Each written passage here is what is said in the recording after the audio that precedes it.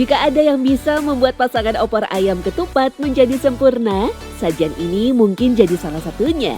Sambal goreng ati.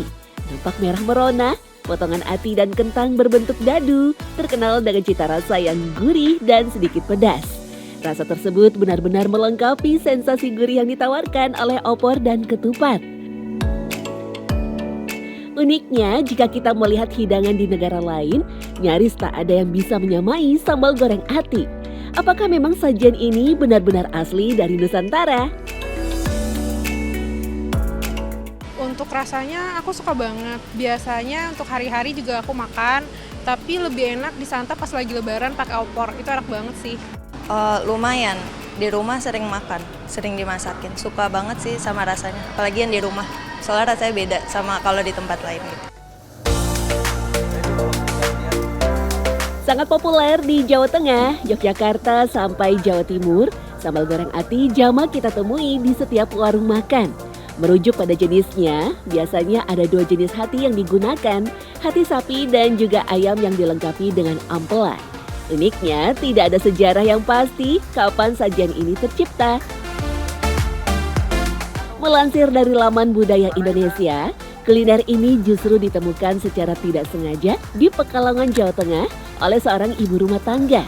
Kala itu, sang ibu ingin menciptakan hidangan yang enak dan bergizi untuk keluarganya. Ia pun mencampurkan hati ayam dengan sambal pedas dan bumbu-bumbu lainnya, lalu menggorengnya sampai kecoklatan. Hidangan tersebut akhirnya menjadi populer dan menyebar ke seluruh wilayah Jawa Tengah. Jika melihat dari kebiasaan masyarakat Jawa Tengah, sambal goreng ati memang seringkali menjadi hidangan saat ritual nyadran atau menyambut Ramadan sekaligus hidangan pelengkap ketupat ketika Lebaran.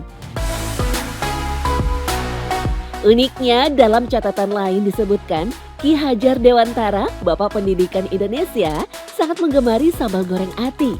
Dia bahkan kerap menjamu rekan seperjuangan ketika diasingkan di Belanda pada rentang tahun 1913 sampai 1919. Sementara versi yang populer juga menyebut sambal goreng ati adalah perpaduan antara masakan Tiongkok dan Indonesia.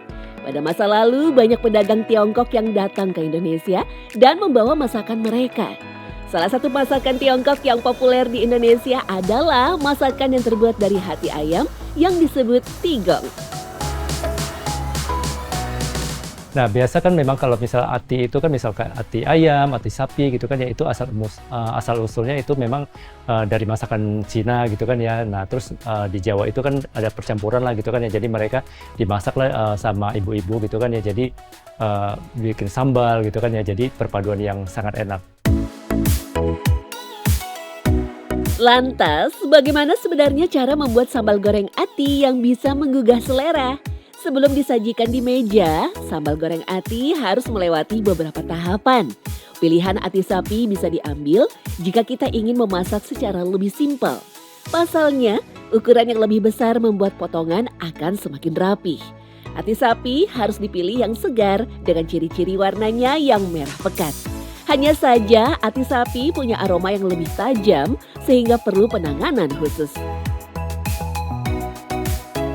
Pada umumnya itu tips ya kalau untuk menghilangkan amis itu biasa pakai jeruk nipis juga bisa gitu kan ya.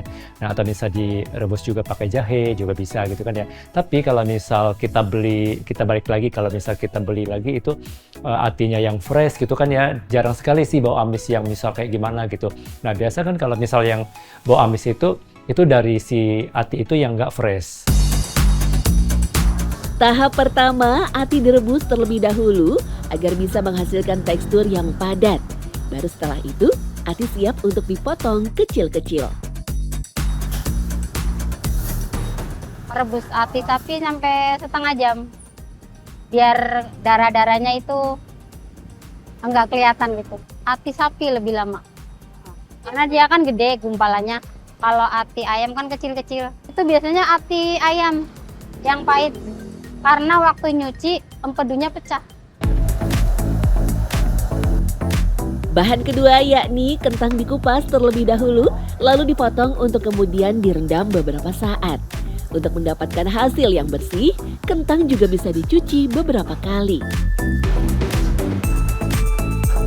Biar getah-getahnya hilang. Jadi warnanya cerah kuning. Pada tahap penggorengan, ati dan kentang tidak boleh digoreng bersamaan karena waktu memasaknya yang berbeda. Biasanya kentang digoreng terlebih dulu agar minyak bekas penggorengan tidak terlalu kotor. Jika ati digoreng terlebih dahulu, biasanya akan meninggalkan sisa rontokan di minyak yang akan membekas pada kentang. Digoreng lagi, tetap digoreng supaya nggak hancur. Kalau direbus, dimasak kan hancur. Itu digoreng dulu. Jangan dibarengan. Soalnya kan ati udah direbus. Jadi gorengnya itu sebentar aja. Kalau kentang kan agak lama. Si kentang mentah, si kentang masih mentah, si ati udah gosong. Kentang sendiri hanya perlu digoreng sekitar 5 menit saja atau hingga mencapai warna menguning yang pas. Sedangkan ati dibutuhkan waktu yang lebih singkat untuk menggorengnya, bahkan tak sampai 1 menit. Tak sekedar bahan pelengkap saja, kentang punya fungsi yang bisa menambah cita rasa tersendiri pada sambal goreng ati. Kecocokan misal antara ati dan pada dasarnya memang harus pakai kentang, jadi kan kentang kan itu juga sebagai, dia tuh ada manisnya juga gitu kan ya, terus teksturnya juga lembut gitu kan ya, jadi perpaduan yang memang pas itu dibandingkan kita bisa pakai bahan-bahan yang lain gitu kan ya. Jadi kentangnya pun biasa kalau harus digoreng dulu dikit, ada tekstur kulitnya gitu, jadi dimasak dikombin sama si ati itu memang perpaduan yang pas. Jika semua sudah digoreng, maka bumbu halus dan bumbu kasar disiapkan. Bumbu halus yang digunakan ada bumbu putih, bumbu kuning, dan bumbu merah. Sedangkan bumbu kasarnya terdiri dari cabai rawit merah, cabai keriting, cabai hijau besar, gula merah, laos, sereh, daun salam, dan daun jeruk. Yang merah itu cabai giling, yang putih cabai hijau, bawang putih, bawang merah. Kalau yang bumbu kuning, kunyit, kemiri, lengkuas, bawang putih, ketumbar, gula merah buat gurih, biar gurih. Kalau nggak pakai gula merah juga nggak enak rasanya. Merah putih pakai, jadi warnanya agak coklat kan ya. Pertama, bumbu putih dimasukkan terlebih dahulu ke dalam minyak panas. Barulah bumbu kuning, disusul laos, sereh, daun jeruk, dan daun salam. Kemudian disusul dengan berbagai jenis cabai. Setelah tercium aroma harum, bumbu merah pun dimasukkan. Air matang kemudian ditambahkan dan disusul dengan gula merah. Fungsi air sendiri untuk mencairkan gula merah agar tidak terlalu lengket yang bisa menyebabkan seluruh sajian gosong.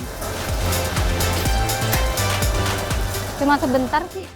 Nggak ada 10 menit. Kan kita udah matang tuh ati sama kentangnya. Tinggal diaduk-aduk sama bumbu, terus kasih bumbu pelengkap lainnya, dirasa udah pas sudah. Terakhir, ati dan kentang yang sudah digoreng baru dimasukkan ke dalam wajan. Tambahkan gula, garam, dan bumbu penyedap agar rasanya semakin gurih. Untuk mendapatkan tekstur yang pas, proses terakhir ini hanya butuh waktu sebentar. Hanya sekitar 2-3 menit saja, tergantung dari volume sambal goreng.